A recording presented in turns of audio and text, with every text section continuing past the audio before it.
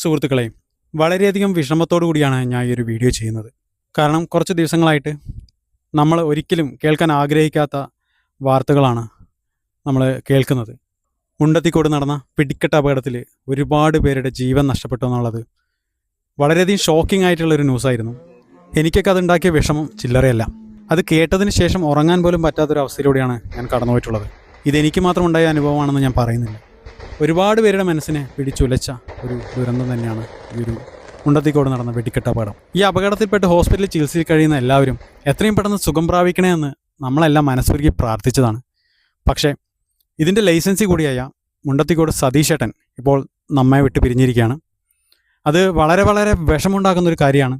കാരണം ഈ വെടിക്കെട്ട് എന്ന് പറയുന്നത് അങ്ങനെ ആർക്കും എളുപ്പത്തിൽ വഴങ്ങുന്ന ഒരു കലയല്ല. വളരെ അപകടം പിടിച്ചതും അതുകൊണ്ട് തന്നെ വളരെ സൂക്ഷ്മമായിട്ട് കൈകാര്യം ചെയ്യേണ്ടതുമായിട്ടുള്ളൊരു മേഖലയാണ്.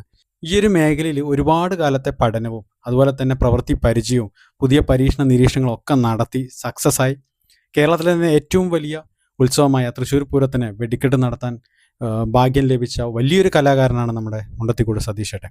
അദ്ദേഹത്തിൻ്റെ അകാല വിയോഗം നമ്മളേവരെയും സങ്കടക്കടലിലാഴ്ത്തിയിരിക്കുകയാണ്. ആ മഹാനായ വെടിക്കെട്ട് കലാകാരനെ ഞാനും എൻ്റെ കണ്ണീരിൽ കുതിർന്ന ആദരാഞ്ജലികൾ അർപ്പിക്കുകയാണ്. പ്രണാമം. ഈ വീഡിയോ അവസാനിപ്പിക്കുന്നതിന് മുമ്പ് ഒരു കാര്യം കൂടി പറയട്ടെ. ഇത്തരത്തിലുള്ള അപകടങ്ങൾ ഉണ്ടാകുമ്പോൾ ഈ മേഖലയിലുള്ള മറ്റു വെടിക്കെട്ട് കലാകാരന്മാരെ ക്രൂശിക്കുന്ന ഒരു പ്രവണത കാണുന്നുണ്ട്. ഈ സാഹചര്യത്തിൽ നമ്മൾ അവരെ ഒരിക്കലും കുറ്റപ്പെടുത്തുകയോ ക്രൂശിക്കുകയോ ചെയ്യരുത്. ചേർത്ത് പിടിച്ച് ധൈര്യം കൊടുക്കുകയാണ് ചെയ്യേണ്ടത്. എന്തും അവസാനിപ്പിക്കാൻ എളുപ്പമാണ്, അത് നിലനിർത്താനാണ് പാട്.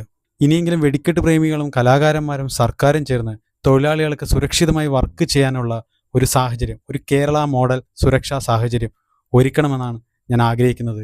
അത് നടക്കട്ടെ എന്ന് ആശംസിക്കുന്നു.